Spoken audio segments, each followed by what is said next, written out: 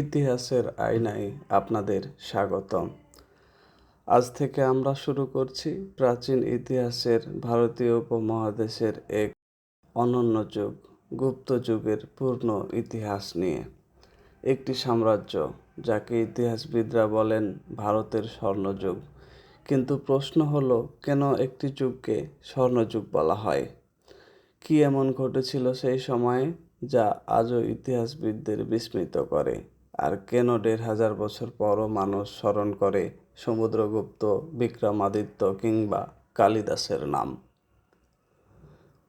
আজ এই প্রথম পর্বে আমরা পুরো সিরিজটির একটি পরিচয় জানব, আর আগামী পর্বগুলোতে ধাপে ধাপে উঠে আসবে উত্থান, যুদ্ধ, জ্ঞান-বিজ্ঞান, সাহিত্য, বাংলার ইতিহাস এবং শেষ পর্যন্ত এই সাম্রাজ্যের পতনের অন্ধকার অধ্যায় নিয়ে।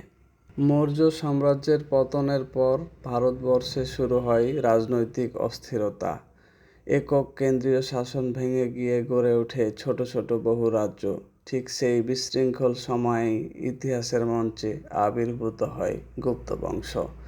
প্রথমে শ্রীগুপ্ত, তারপর চন্দ্রগুপ্ত এবং তারপরে এমন এক শাসক যাকে ইতিহাসে আজও মনে রাখে ভারতের নেপোলিয়ন নামে, যার নাম সমুদ্রগুপ্ত। তারপর আসে বিক্রমাদিত্যের যুগ। সে সময়ে যুদ্ধের পাশাপাশি জ্ঞান-বিজ্ঞান, সাহিত্য, গণিত, জ্যোতির্বিজ্ঞান, শিল্পকলা সব কিছুতেই পৌঁছে যায় এক নতুন উচ্চতায়।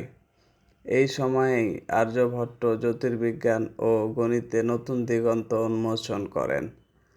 কালিদাস রচনা করেন বিশ্বখ্যাত সাহিত্যকর্ম। অজন্তা গুহার ভেতরে ফুটে ওঠে অনন্য চিত্রশিল্প, আর শিক্ষার আলো ধীরে ধীরে ছড়িয়ে পড়ে সমগ্র উপমহাদেশে। বাংলার দিক থেকেও এই সময়টি ছিল অত্যন্ত গুরুত্বপূর্ণ। আজকের বাংলাদেশ অঞ্চলের সমতট ও পুণ্ড্রবর্ধন এলাকায় গুপ্ত শাসনের প্রভাব দেখা যায়।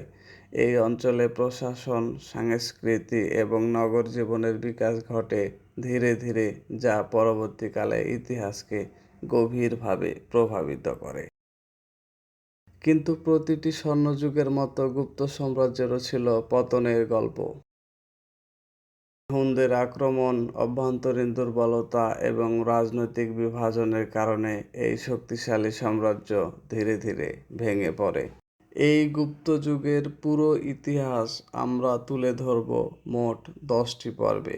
প্রথম পর্বে মৌর্য পতনের পর ভারতের রাজনৈতিক অবস্থা এবং গুপ্ত বংশের উত্থান।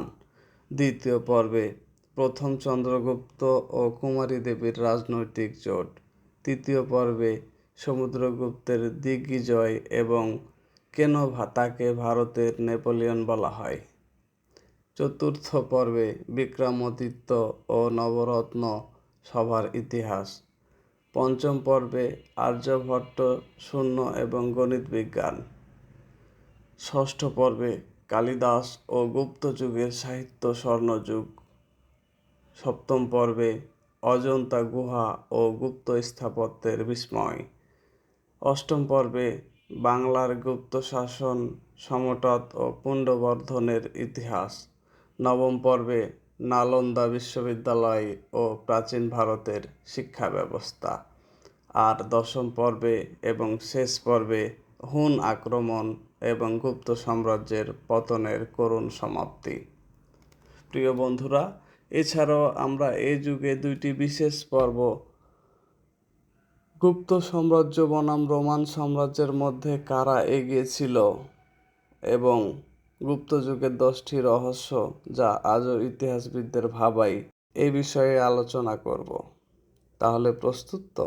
চলুন ফিরে যাই 1,500 বছর আগের সেই বিস্ময়কর সময়ে, যেখানে জন্ম নিয়েছিল ইতিহাসের সবচেয়ে গৌরবময় অধ্যায়। প্রিয় বন্ধুরা, আমাদের সাথেই থাকুন।